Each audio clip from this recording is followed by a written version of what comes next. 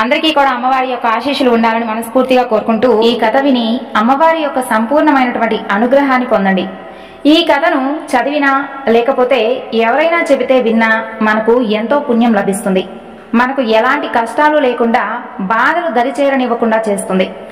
ఆ భవానీ మాత యొక్క కృప మనందరిపై ఉండాలని మరొకసారి కోరుకుంటూ ఈ కథను మొదలు పెడుతున్నాను. అమాయకులైనటువంటి తన బిడ్డల పట్ల చల్లని తల్లి, ఆకలి కొన్న వారి పట్ల అన్నపూర్ణ, లాలించే పాలించే భ్రమరాంబ, తప్పు చేస్తే దండించే దుర్గ, మహిషాసురులను మర్దించేటటువంటి మహంకాళి, అమ్మల గన్నయ్యమ్మ, మేటి పెద్దమ్మ, ముగ్గురమ్మల మూలపుటమ్మ మనందరినీ కూడా తన ఒడిలో పెట్టుకుని కాపాడాలని, మనకన్నింటా విజయాల్ని ప్రసాదించాలని కోరుకుంటున్నాను. ఇక ఆలస్యం చేయకుండా అమ్మవారి యొక్క చరిత్ర గురించి తెలుసుకుందాం. అష్టాదశ పురాణాలను కృష్ణ ద్వైపాయనుడు అయినటువంటి వ్యాస మహర్షి రచించినటువంటి తను వక్తగా కాకుండా ఆ విషయాలను ఒకప్పుడు నైమిషారణ్యంలో శౌనకుడు మొదలైనటువంటి మహామునులతో దీర్ఘ సత్రయాగం చేస్తూ ఉన్నప్పుడు వారికి వ్యాసుడి శిష్యుడైనటువంటి రోమహర్షణుడు కుమారుడైనటువంటి సూత మహర్షి ద్వారా చెప్పించాడని పురాణాలు చెబుతూ ఉన్నాయి. వారితో సూత మహర్షి భవానీ మాత యొక్క చరిత్రను ఈ విధంగా చెప్పడం ప్రారంభించాడు. మునులారా, సృష్టి స్థితి లయకారకులైనటువంటి బ్రహ్మ, విష్ణు, మహేశ్వరుడు దైవాలలోనే ఉత్తములు. సృష్టికర్త అయినటువంటి బ్రహ్మ కంటే స్థితికర్త అయినటువంటి విష్ణువు గొప్ప. విష్ణువు కంటే ప్రణవ స్వరూపుడు, ఓంకార రూపుడు అయినటువంటి పరమేశ్వరుడు గొప్ప. ఓంకార స్వరూపుడైనటువంటి ఆ పరమేశ్వరుని యొక్క అర్ధాంగియే అమ్మ జగదాంబ. ఈమె ఈ యొక్క సర్వ జగత్తుకే మాత కాబట్టి ఈమె జగన్మాతగా ప్రసిద్ధికెక్కింది. అందుకే జగదాంబను భవానీ, దేవి, శ్రీదేవి, మహాలక్ష్మి, చండి, దుర్గా, మహాశక్తి అనేటటువంటి పేర్లతో ఆరాధిస్తూ ఉంటారు. భవానీ మహిమకు మహిషాసురమర్దిని నిదర్శనం. సూత మహర్షి, అసలు భవానీ అంటే ఎవరు? ఆమె యొక్క ఆవిర్భావం ఎలా జరిగింది? శివానీగా ఏ విధంగా పరిగణించింది? మా యొక్క సందేహాలను తీర్చి మమ్మల్ని సంతృప్తి చేయవలసింది అని శౌనకాది మహామునులందరూ కూడా సూత మహాముని అభ్యర్థించారు. వారి యొక్క కోరిక మేరకు సూత మహర్షి ఈ విధంగా చెప్పసాగాడు. పూర్వం ఒకనాడు సృష్టికర్త అయినటువంటి బ్రహ్మ సంధ్య అని అతిలోక సౌందర్యవతిని సృష్టించాడు. బ్రహ్మ తనని తాను మరిచిపోయి ఆమె యొక్క అందానికి ముగ్ధుడై ఆమె వెంటపడ్డాడు. ఇది తప్పు అని ఎంతమంది వాదిస్తున్నా కూడా బ్రహ్మ వినలేదు. అంతటా ఈ యొక్క ఉపద్రవం నుండి బ్రహ్మను కాపాడాలి అని దేవతలందరూ కలిసి కైలాసానికి పోయి పరమేశ్వరునితో మొరపెట్టుకుంటారు. అంతటా పరమేశ్వరుడు బ్రహ్మ దగ్గరకు వచ్చి, బ్రహ్మ, నీ యొక్క విధి సృష్టించట వరకే, అది మరచి వావి వరసలు కూడా గణింపక మోహాంధకారంలో చిక్కి నీ యొక్క ఉనికిని అపహాస్యం చేసుకుంటూ ఉన్నావు. ఈ పని నిలిపేసి తిరిగి వెళ్ళమని పరమేశ్వరుడు ఆజ్ఞాపించాడు. ఆదిశంకరుడు అయినటువంటి పరమేశ్వరుని యొక్క ఆజ్ఞను కాదనలేక తిరిగి తను సత్యలోకానికి వెళ్ళిపోయాడు బ్రహ్మదేవుడు. బ్రహ్మ జరిగిన దానికి ఎంతో సిగ్గుపడ్డాడు. ఆ పరమేశ్వరుణ్ణి ఎలాగైనా సరే పరాభవించాలి, ఆయన్ను మోహపరవశితుణ్ణి చెయ్యాలి అని నిర్ణయించుకుంటాడు. తగినటువంటి సమయం కోసం వేచి చూస్తూ ఉన్నటువంటి బ్రహ్మకు దక్ష ప్రజాపతి తారసపడ్డాడు. వెంటనే బ్రహ్మ దక్షునితో, దక్ష, నీవు మహాశక్తి అయినటువంటి భవానీ గురించి తపస్సు చెయ్యి. ఆ విధంగా చేస్తే ఆదిశక్తిని నీవు కూతురిగా పొందుతావు. ఈ కోరిక తప్పకుండా తీరుతుంది అన్నాడు. దక్షుడు అలాగే చేశాడు. దక్షుడు చేసినటువంటి ఘోరమైనటువంటి కఠినమైనటువంటి తపస్సుకు పరమేశ్వరి పరమానంద భరితురాలయ్యి ప్రత్యక్షమవుతుంది. భక్త దక్ష, నీ యొక్క తపస్సుకు నేను మెచ్చితిని, నీకు ఏం వరం కావాలో కోరుకో అని అన్నది. అంతటా దక్షుడు, అమ్మా జగదాంబ, పరమేశ్వరి, నీవు నా కుమార్తెగా జన్మించి పరమేశ్వరుణ్ణి వివాహమాడమని కోరుకున్నాడు. ఆమె తదాస్తు అని అతనిని దీవించి మాయమైపోయింది. ఆ జగన్మాత వరం ఇచ్చింది అనే గర్వంతో ఈ విషయాన్ని అందరికీ కూడా చెప్పి తన భార్యతో చెబుతూ ఆనందంలో ఉన్నటువంటి సమయంలో ఆదమర్చి అమ్మవారి యొక్క పూజా పుష్పంతో అమ్మవారి దీపాన్ని ఆర్పివేశాడు. వెంటనే అమ్మవారికి కోపం వచ్చింది. తన పూజా పుష్పంను అగ్నికి ఆహుతి చేసినందుకు నిరసనగా దక్షుని చెంతనే యోగాగ్నిలో దగ్ధం అవుతానని, నీ ఇంట ఎక్కువ కాలం ఉండను అని శపించింది. ఆ తరువాత దక్షుని కుమారిగా జన్మించినటువంటి అమ్మవారికి సతీ అని నామకరణం చేశారు. సతీదేవి తన యొక్క చిన్నతనం నుండే పరమేశ్వరునిపై ప్రేమను పెంచుకుంది. ఆ పరమేశ్వరుణ్ణి తన యొక్క ప్రాణంగా భావించింది. అలా ఆమె పరమేశ్వరుణ్ణే తన భర్తగా ఊహించుకుంటూ ఉండేది. కానీ దక్షుడికి మాత్రం శివుడికి తగువ వచ్చింది. దానితో దక్షుడు సతీదేవిని ఆ బైరాగికి ఇవ్వను అని గట్టిగా నిర్ణయించుకుంటాడు. అసలు శివుడికి దక్షుడికి ఎందుకు తగువ వచ్చింది అంటే, ఒకనాడు దక్షుడు తన ఇంట ఒక మహాయజ్ఞాన్ని తలపెట్టాడు. దానికి ముల్లోకాల్లో ఉన్నటువంటి దేవతలందరినీ కూడా ఆహ్వానించాడు. త్రిమూర్తులను కూడా ఆహ్వానించాడు. అందరూ కూడా అక్కడికి వచ్చారు. దక్షుడు యజ్ఞ మండపానికి రాగానే అందరూ దేవతలు లేచి ఆయనకు నమస్కరించారు. ఒక బ్రహ్మదేవుడు తప్ప, అలాగే పరమేశ్వరుడు తప్ప మిగతా అందరూ కూడా నమస్కరించారు. సరే, బ్రహ్మదేవుడు అంటే తన తండ్రి, కానీ ఈ పరమేశ్వరునికి ఏమైంది, ఎంతటి అహంకారం అని ఆయన మీద కోపం పెంచుకున్నాడు దక్షుడు. కారణం ఏమిటి అంటే, ఆయన ఆదిదేవుడు, ఆయన మహాశక్తికి మరొక స్వరూపం. ఆయన ఆదిశక్తి తప్ప ఇంకెవ్వరికీ కూడా లేచి నమస్కరించకూడదు. ఆయన ఈ యొక్క అఖిల బ్రహ్మాండానికే తండ్రి. తండ్రి ఎక్కడైనా కూడా బిడ్డకు నమస్కారం చేస్తాడా? అది ఆ దక్షునికి అర్థం కాలేదు. ఆయన్ను నమస్కారం చేయమని చెప్పాడు. పరమేశ్వరుడు నేను చేయకూడదు దక్ష అని చెప్తాడు. నేను తిరిగి అడిగినా కూడా ఎదురు సమాధానం చెప్తావా అని ఆయన్ను ఘోరంగా అవమానించి అక్కడి నుండి వెళ్ళిపోమంటాడు. ఆ దక్షుడు ఎన్ని రకాలుగా ఆయన్ను అవమానించినా ఆయన కొంచెం కూడా బాధపడకుండా నవ్వుతూ అక్కడి నుండి వెళ్ళిపోతాడు. పరమేశ్వరుడు లేనటువంటి ఆ యజ్ఞం వృధా అని బ్రహ్మదేవుడు, విష్ణువు, మిగతా దేవతలందరూ, అలాగే ఎంతో మంది ఋషులు కూడా అక్కడి నుండి వెళ్ళిపోతారు. తన యజ్ఞం పరమేశ్వరుని వల్ల విఫలమైంది అని పరమేశ్వరుని పైన కోపం పెంచుకుంటాడు దక్షుడు. అందుకే తన కూతురిని వేరే వారికి ఇచ్చి వివాహం చేయాలి అని అనుకుంటాడు. ఆ విషయానికి సతీదేవి ఎంతగానో దుఃఖించింది. శివుణ్ణి కాకుండా వేరొకరిని తన భర్తగా ఊహించుకోలేకపోయింది. అలా ఒకనాడు దక్షుడు సతీదేవి వివాహం కొరకు ఎంతో మందిని స్వయంవరానికి ఆహ్వానించాడు. ఒక్క పరమేశ్వరుని తప్ప మిగతా అందరినీ ఆహ్వానించాడు. కానీ సతీదేవి కళ్ళు మాత్రం పరమేశ్వరుని కోసం వెతుకుతూ ఉన్నాయి. అక్కడ శివుడు లేడు అని తెలుసుకొని ఎంతో బాధకు లోనయ్యింది. సతీదేవి చేతికి వరమాల ఇచ్చారు.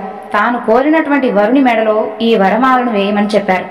ఆమె బాధతో దానిని తీసుకొని అడుగులో అడుగు వేసుకొని ఎవ్వరి మెడలో వేయకుండా ఒక చోటులో నిలబడి మనసులో పరమేశ్వరుని ధ్యానిస్తూ, నేను గనక తమని ప్రాణానికి ప్రాణంగా ప్రేమించింది నిజమే అయితే, నేను నిజంగా మనస్ఫూర్తిగా నిష్కల్మంగా భక్తి శ్రద్ధలతో తమని పూజించింది నిజమే అయితే, నేను వేసేటటువంటి ఈ వరమాల కేవలం మీ మెడలో మాత్రమే పడాలి. కాదని ఇంకెవరి మెడలో పడినా నేను ఆ మరుక్షణమే నా ప్రాణాలను విడుస్తాను పరమేశ్వర అని ఆయన్ను తలుచుకొని ఆ యొక్క వరమాలను పైకి విసురుతుంది. ఆ వరమాల వాయువేగంతో వెళ్లి కైలాసంలో ఉన్నటువంటి పరమేశ్వరుని మెడలో వెళ్లి పడుతుంది. పరమేశ్వరుడు అక్కడికి వచ్చి ఆమెను వివాహం చేసుకుంటాడు. ఆమెకు కళ్ళలో నుండి ఆనంద బాష్పాలు కారుతూ ఉంటాయి. వారి యొక్క వివాహం చూడటానికి, చెప్పడానికి నోటిలో మాటలు కూడా రావు, అంత అద్భుతంగా ఉంటుంది. ఇక దక్షుడు తను ఎంత చెప్పినా కూడా వినకుండా సతీదేవి శివుణ్ణి పరిణయం ఆడిందని ఆమెపై ఎంతగానో కోపాన్ని పెంచుకున్నాడు. నువ్వింకా నా కూతురివి కావు, నీకు ఈ ఇంటికి అసలు ఎలాంటి సంబంధము లేదు, ఇక నీకు ఈ ఇంటికి వచ్చేందుకు ఎలాంటి అధికారం కూడా లేదు, వెళ్ళిపో అని అక్కడి నుండి పంపించేస్తాడు. ఇక ఆమె తండ్రి అన్నటువంటి మాటలకు ఏడుస్తూ పరమేశ్వరుని వెంట కైలాసానికి పయనమవుతుంది సతీదేవి. అక్కడ ఆమె పరమేశ్వరునితో ఎంతో సంతోషంగా ఉంటూ ఉండేది. నిత్యం పరమేశ్వరుడు ధ్యానంలో ఉండేవాడు. ఆయనకు పాదాలకు పుష్పాలతో పూజలు చేస్తూ ఉండేది. ఆయన ధ్యానం నుండి తిరిగి వచ్చే వరకు ఆయనకు సేవలు చేసుకుంటూ ఉండేది. ఆమె ఒక రాజు కూతురైనా కూడా సర్వసాధారణమైనటువంటి స్త్రీ వలె ఉండేది. ఆమె సాధారణమైనటువంటి స్త్రీలు ఏ బట్టలను అయితే ధరిస్తారో ఆమె కూడా అలాంటి నారచీరలు ధరిస్తూ ఉండేది. ఎలాంటి నగలు అలంకరణ చేసుకోదు. ఎలాగంటే రామాయణంలో సీతాదేవి రామునితో అడవులకు వెళితే ఏ విధంగా అయితే ఉంటుందో అచ్చం అలాగే ఉండేది. అలా ఉన్నావు ఏమిటి అని ఎవరైనా అడిగితే నా భర్తకు లేనటువంటి అలంకారం నాకెందుకు అని చెప్తుంది.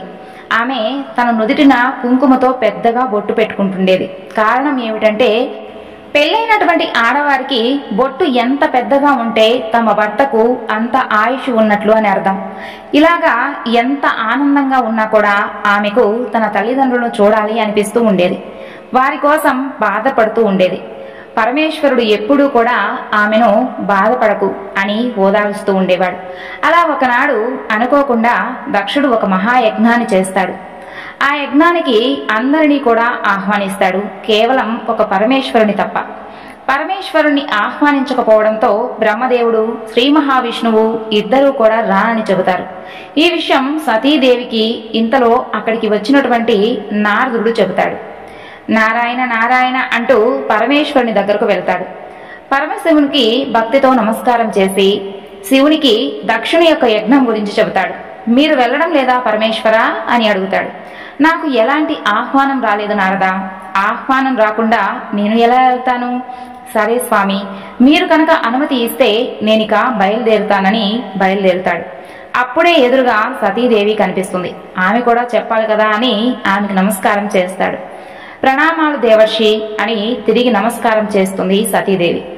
ఆయన ఆమెకు, అమ్మా మీకు ఈ విషయం తెలుసా? మీ నాన్నగారు ఒక మహాయజ్ఞాన్ని చేస్తున్నాడు, మీకు తెలుసా? ఆ విషయానికి ఆమె ఎంతగానో సంతోషంతో, అవునా అవునా నారదా? అవును తల్లి, ఇప్పుడే పరమేశ్వరునికి కూడా చెప్పాను. సరే తల్లి, ఇక నేను బయలుదేరుతున్నాను అని ఆమెకు నమస్కారం చేసి వెళ్ళిపోతూ నారాయణ నారాయణ అంటూ వెళ్తాడు. ఈమె ఎంతో ఆనందంగా వెళ్ళి మహాదేవునితో చెప్పి, స్వామి మనం కూడా వెళ్దాం స్వామి అని అంటుంది. దానికి పరమేశ్వరుడు, వద్దు దేవి, మీ నాన్నగారు మనల్ని పిలవలేదు. ఎప్పుడూ కూడా పిలవనటువంటి పేరంటానికి వెళ్ళకూడదు. అలా వెళ్తే అవమానాలు జరుగుతాయి. మన వాళ్ళు చేసేటటువంటి కార్యాలకు మనల్ని పిలవడం ఏమిటి? మనం వెళ్దాం స్వామి అంటుంది. వద్దు దేవి అంటాడు పరమేశ్వరుడు. ఇక ఆమె బాధతో అలుగుతుంది. అది చూసినటువంటి పరమేశ్వరుడు ఆమె దగ్గరకు వస్తాడు. ఆమె గడ్డాన్ని పట్టుకుని, అలా కాదు సతీ, నేను మీ మాట వినను స్వామి అని మొహం తిప్పుకుంటుంది సతీదేవి. సరే సరే, నువ్వు వెళ్ళు, నేను మాత్రం రాను, నన్ను రమ్మని మాత్రం బలవంతం చేయవద్దు అని అంటాడు మహాదేవుడు. నీకు అక్కడ ఏమైనా అనిపిస్తే నన్ను వెంటనే పిలువు అని చెప్తాడు. ఆమె సరే స్వామి అని ఆనందంగా వారి నాన్నగారు యజ్ఞం చేస్తున్నటువంటి చోటుకు వెళుతుంది. దక్షుడు సతీదేవిని చూసి కూడా చూడనట్లుగా ప్రవర్తిస్తాడు. అక్కడ ఉన్నటువంటి వాళ్ళ అమ్మ ఆమెను చూసి ఆనందంగా ఆమెతో మాట్లాడటానికి వెళుతుంది. కానీ దక్షుడు చెప్పేసరికి ఆగిపోతుంది. అక్కడ అందరూ కూడా కొత్త కొత్త దుస్తులతో తలతలా మెరిసేటటువంటి బంగారు నగలతో మెరుస్తూ ఉంటారు. కానీ ఆమె మాత్రం చాలా సాధారణంగా వస్తుంది. ఇక తన మిగతా అక్కా చెల్లెలు కూడా చాలా అందంగా అలంకరణ చేసుకుని వస్తారు. అందరూ కూడా ఆమె సాధారణంగా రావడం చూసి కొంచెం హేళనగా నవ్వుతూ ఉంటారు. అయితే ఆమె మాత్రం అవేమీ కూడా పట్టించుకోకుండా, ఇవంతా కూడా నా భర్త కాలి బూడిదకు కూడా సరిపోవని అనుకొని అక్కడి నుండి వాళ్ళ నాన్న దగ్గరకు వెళుతుంది. నాన్న అని పిలుస్తుంది. దానికి ఆయన, ఎవరు నీకు తండ్రి? నాకు నువ్వు కూతురివి కావు. ఎప్పుడైతే నేను చెప్పినటువంటి పెళ్లి కాదు అని ఆ బైరాగిని పెళ్లి చేసుకున్నావో అప్పుడే నువ్వు నా దృష్టిలో చచ్చిపోయావు. అయినా కూడా ఆ బూడిద పూసుకొని శ్మశానంలో తిరిగేటటువంటి వాడి దగ్గర ఏముంది అసలు? నేను చెప్పిన వాడిని కాకుండా వెళ్ళి అతన్ని పెళ్లి చేసుకున్నావు. అయినా ఆ బిచ్చగాడి దగ్గర ఏముంది అని అంటాడు. నాన్న, దయచేసి నా ముందు ఆయన్ని మాత్రం ఏమీ అనవద్దు, నేను తట్టుకోలేను అంటుంది ఏడుస్తూ. ఇంకా అంటాను, ఏం చేస్తావు అని ఇంకా ఎక్కువగా తిడుతూ ఉంటాడు. కైలాసంలో పరమేశ్వరునికి ఏదో మనసుకు మాత్రం కీడుగా అనిపిస్తూ ఉంటుంది. అక్కడ సతీదేవికి భర్తను నానా రకాలుగా అవమానించేసరికి స్వామి ముందే చెప్పారు, పిలవనటువంటి పేరంటానికి వెళ్ళకూడదు అని. కానీ ఆయన మాట వినకుండా వచ్చాను. ఆయన మాట కాదని వచ్చినటువంటి నాకు తగినదే జరిగింది. నా భర్తను ఇన్ని మాటలు అన్న తర్వాత నేనిక బ్రతికి ఉన్నా కూడా ఎలాంటి ప్రయోజనం లేదు పరమేశ్వర అని తనని తాను అగ్నికి ఆహుతి చేసుకుంటుంది. దానికి పరమేశ్వరుడు సతీ అని బాధతో గట్టిగా అరుస్తాడు. సతీదేవి చనిపోవడంతో పరమేశ్వరునికి గుండె పగిలేంత బాధ కలుగుతుంది.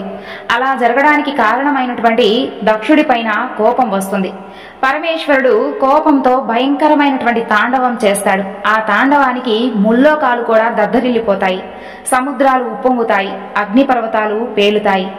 భయంకరంగా తాండవం చేస్తూ తన యొక్క జటాజూటం నుండి ఒక వెంట్రుకను తీసి నేలపైన వేస్తాడు. దాని నుండి అత్యంత భయంకరమైనటువంటి వీరభద్రుడు వస్తాడు. వెళ్ళు వీరభద్ర అక్కడ యజ్ఞాన్ని నాశనం చెయ్యి అని అంటాడు పరమేశ్వరుడు. వీరభద్రుడు చాలా భయంకరంగా కళ్ళు ఎర్రగా నిప్పులు కక్కుతూ దక్షుడు చేసినటువంటి యజ్ఞానికి వెళ్లి అక్కడ అంతా కూడా నాశనం చేస్తాడు. అడ్డు వచ్చిన వారందరినీ కూడా నరికి చంపివేశాడు. అప్పుడే వచ్చినటువంటి దక్షుడిని క్షణకాలంలో అతని తల నరికి దానిని యజ్ఞగుండంలో వేసేసి అక్కడి నుండి మాయమైపోతాడు. అప్పుడు అక్కడికి బాధగా పరమేశ్వరుడు వచ్చి చనిపోయినటువంటి సతీదేవిని ఎత్తుకొని తన గుండెలకు హత్తుకొని పూరణ ఏడుస్తాడు. సతీ, నాకు ఇప్పటి వరకు ఎవరూ లేరు, ఇప్పుడు నువ్వు కూడా నన్ను వదిలి వెళ్ళిపోయావా అని గట్టిగా ఏడుస్తూ ఆమెను భుజానికి ఎత్తుకుని వెళుతూ ఉంటాడు. అక్కడే భర్త కోసం ఏడుస్తూ ఉన్నటువంటి దక్షుడి భార్య పతిభిక్ష పెట్టమని ఆయన కాళ్లు పట్టుకుని ఏడుస్తుంది.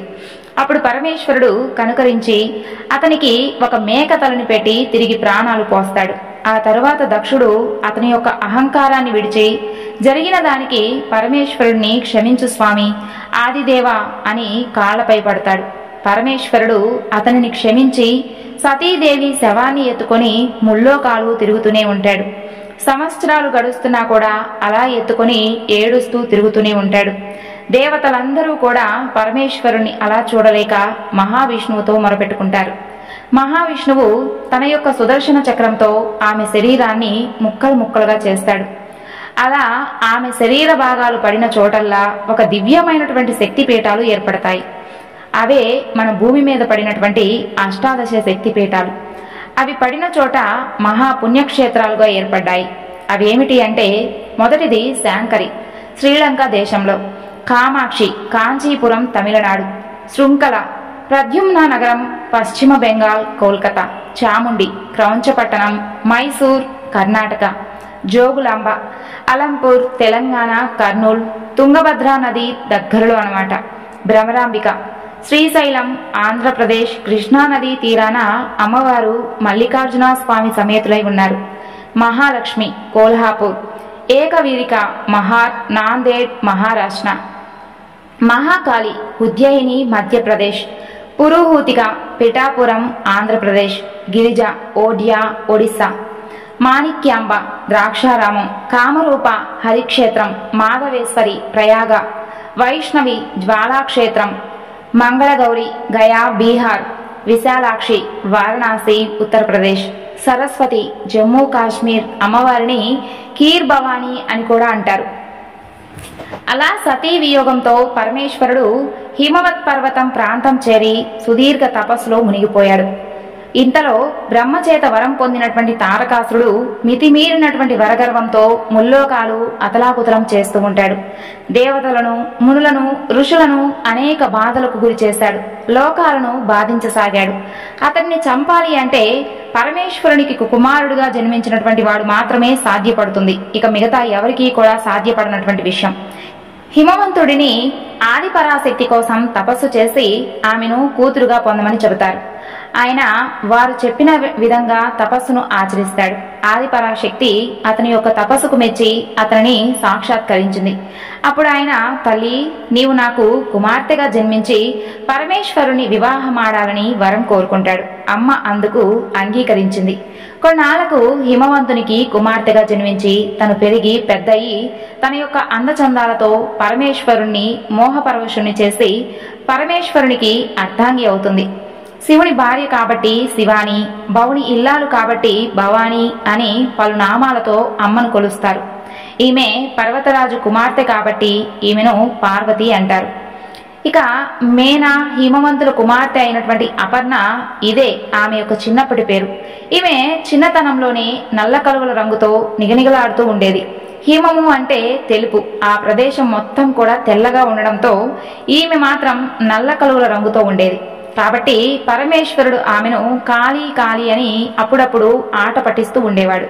అయితే కాళీ అంటే నల్లపిల్ల అని అర్థం. కాబట్టి అమ్మవారు అయినటువంటి పార్వతీదేవి ఆ మాటలకు కోపంతో తపస్సు చేసి నలుపు నుండి గౌరవర్ణంలోకి మార్పు చెందుతుంది. గౌరవర్ణం అనగా ఎరుపు రంగు అని అర్థం. గౌరవర్ణంలోకి మార్పు చెందినందున గౌరీ అని పేరు వచ్చింది. ఆమె నుండి విసర్జింపబడినటువంటి నలుపును కాళిక అని అంటారు. రాక్షసుల యొక్క సంహారం చేసేటప్పుడు నల్లని కాళికా రూపాన్ని ధరించి కాళికాదేవిగా మారి రాక్షసులను సంహరిస్తుంది అమ్మవారు. సృష్టి స్థితి లయకారకులైనటువంటి బ్రహ్మ విష్ణు మహేశ్వరులకు ఎలాగ సత్యలోకం వైకుంఠం కైలాసం ఉన్నాయో అలాగే అమ్మవారికి కూడా నివాస స్థలం ఉంది. ఈ అమ్మవారు తన యొక్క పతి అయినటువంటి పరమేశ్వరునికి లయం చేయడంలో సహకరిస్తూ ఉంటుంది. అన్ని లోకాలకు పైన భవానీ నివాసం ఉంటుంది. దీనినే మణిద్వీపం అంటారు. మణిద్వీపం 18 ప్రాకారాలతో ఉంటుంది.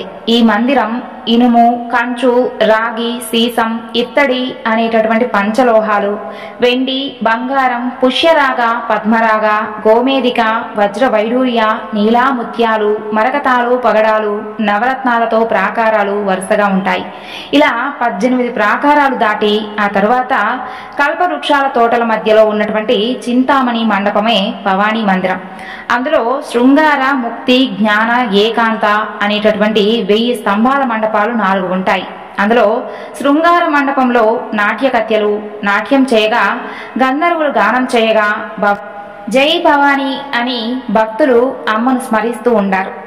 తన యొక్క దివ్య మంగళమైనటువంటి సింహాసనంపై అమ్మవారు ఆసీనురాలై ఉంటుంది. భక్తులందరూ కూడా భవానీ మందిరాన్ని తలుచుకుంటే వారి పాపాలు అన్నీ కూడా పటాపంచలవుతాయి. ఇక అమ్మవారు మహిషాసుర యొక్క సంహారం ఏ విధంగా చేసిందో తెలుసుకుందాం. పూర్వం ధ్రువుడు అనేటటువంటి రాక్షసుడికి రంభుడు, కరంభుడు అనేటటువంటి 2 పుత్రులు ఉండేవారు. వారిద్దరికీ కూడా సంతానం లేదు. వారు సంతానం కోసం రంభుడు పంచాగ్ని యందు, కరంభుడు నీటి యందు ఘోర తపస్సును ఆచరించారు. ఈ విషయం దేవేంద్రుడికి తెలిసి వీరి వలన తనకు ఎక్కడ ముప్పు వాటిల్లుతుందో అని అనుకొని ఇంద్రుడు మొసలి రూపం ధరించి నీటి యందు తపస్సు చేస్తూ ఉన్నటువంటి కరంభుడిని మట్టుపెట్టాడు. తపస్సు చేస్తున్నటువంటి రంభుడికి ఈ విషయం తెలిసి చాలా బాధపడుతూ తనంత తపస్సు చేసినటువంటి దేవుడు ప్రత్యక్షం కాకపోవడంతో తన తల నరుక్కొని అగ్నికి ఆహుతి అవుతాడు. అప్పుడు వెంటనే అగ్నిదేవుడు ప్రత్యక్షమయ్యి తన యొక్క పూర్వ రూపాన్ని తనకి నీకు ఏం వరం కావాలో కోరుకో అని 2 వరాలను ప్రసాదిస్తాడు. అంతటా రంభుడు, ఓ అగ్నిదేవ, అజేయుడు, అమిత బలం కలవాడు, ముల్లోకాలు గెలవగలిగేవాడు, ఏ రూపంలోకైనా మారిపోయేటటువంటి కుమారుణ్ణి ప్రసాదించమని కోరుకుంటాడు.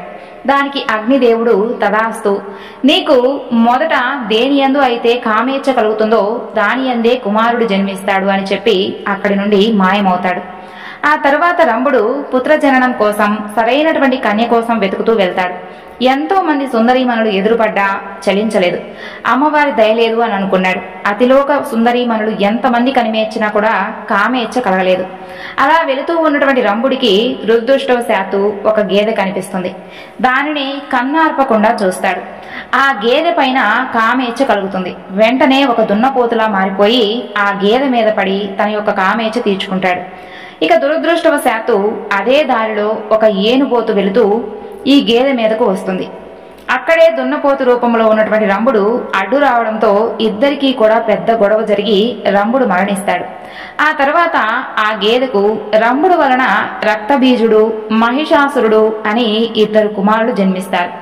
ఆ యొక్క ఏనుబోతును యక్షులు మట్టుబెడతారు. గేదె చితిలో పడి మరణిస్తుంది. ఆ తరువాత మహిషాసురుడు రాక్షసులకు రాజు అవుతాడు.